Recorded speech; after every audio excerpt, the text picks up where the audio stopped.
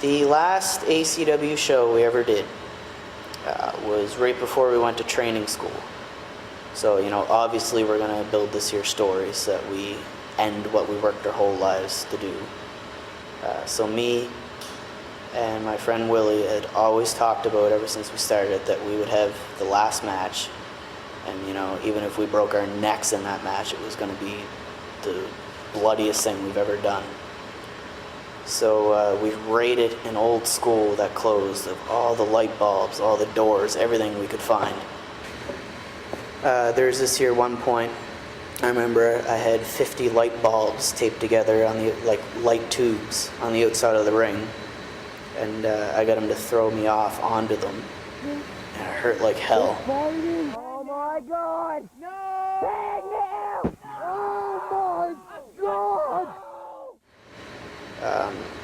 There was another point too. We had this here plan.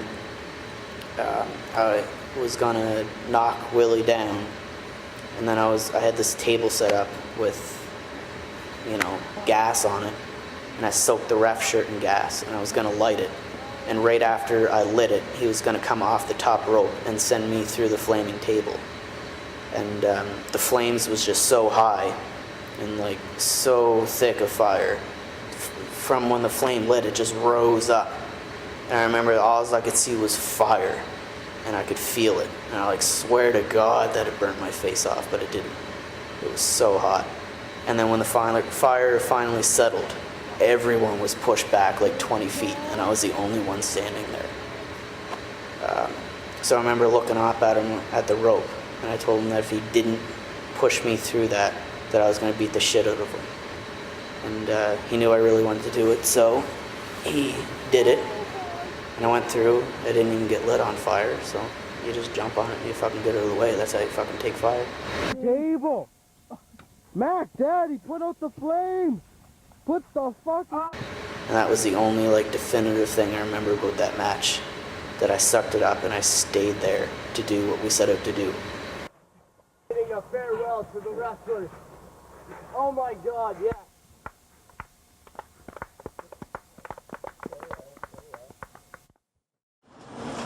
We wouldn't even dick around or joke around or anything. It was as if there was 20,000 people coming to watch every day.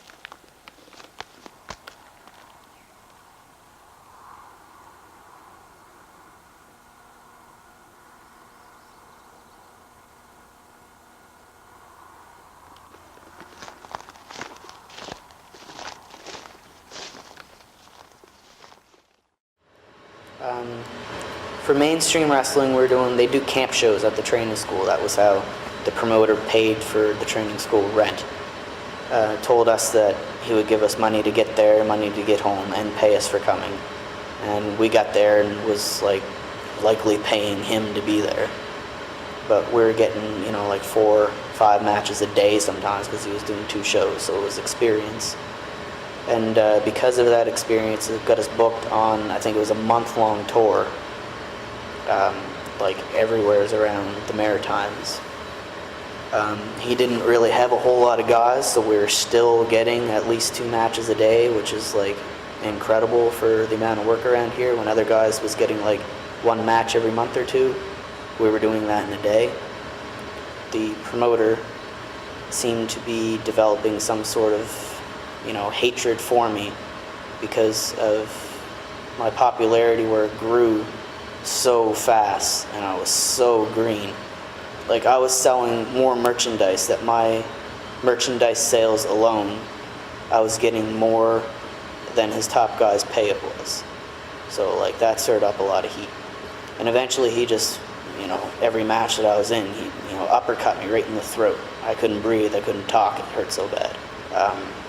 He kept kicking me in the head. He knocked me out quite a few times. I have a few of that on camera. I broke, I don't even know what vertebrae it was. It was supposed to be, I forget how long it was supposed to heal, and I was supposed to go back and get shit done. But I waited 12 days, and then I started training again, because they said that if I didn't get back in the ring, then I wasn't going to finish training school, and I would lose my spot on the roster. So who needs a back? And then I got to the point where he called something in the match, so I bent over to take it, and then just out of nowhere, he kicks me in the face and breaks my nose.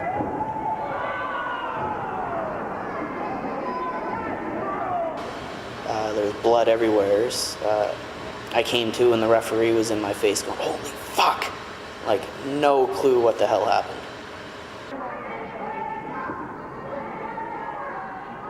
I met up with Chris Hamrick on that tour. He really taught me a lot of character psychology, I call it anyways. I was such a goof in the back. I remember I blew up a balloon and put it to my ass and let it go at him. That's how Relapse got to the point that it was because of that tour. So I made a lot of money off of merchandise because of that too, so I'm glad I did that. But in the same sense, what got me known and what got me to where I was is also the exact same thing that buried everything that I worked for. We did a show at the IMAX. It was a pre-show for WrestleMania, and the guy I was wrestling in the heat of the moment said, "Is this all you got? The best you got is a retard?"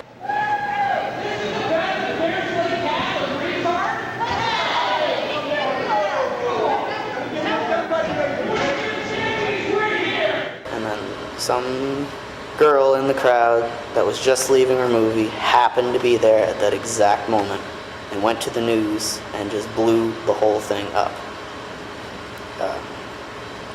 If she didn't go to the news about anything, probably was still going at it. I was booked for the show that just passed on this Saturday in May. I was supposed to get the Extreme Combat Championship for UCW, and I was going to go back into a more of a psycho heel character, which I wanted to do for a long time now.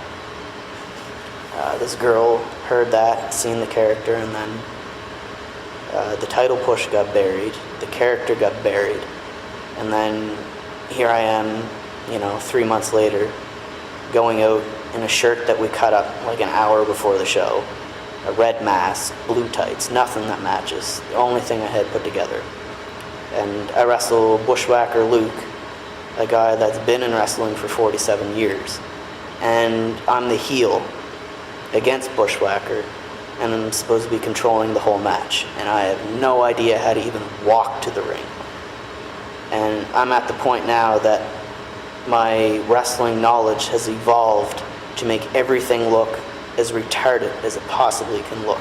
And I'm, you could say I'm normal. And my character was a mentally challenged guy.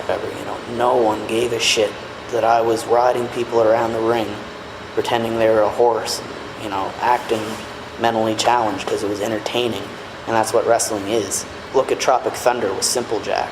They actually laid into him saying retard, and then Norm in the heat of the moment, says retard, and then all of a sudden we can't wrestle anywhere because of one person found that offensive. It's fucking wrestling. Look at Eugene. Everyone is fucking retarded if you're normal or not. It's wrestling. You're drunk, you're on drugs, you don't fucking sleep. You get the shit kicked out of you so much that you don't fucking know what's going on. You don't know if it's Sunday or fucking Tuesday. It's fucking, if you like it, then watch it. If you don't like what's going on, fuck off. Because of that one person, everything that the two of us dreamed about our whole lives and put every ounce of energy that we had is just, they dug the grave and they threw us in. And if we can get ourselves out of that grave, then fine. But if not, that's where we're staying.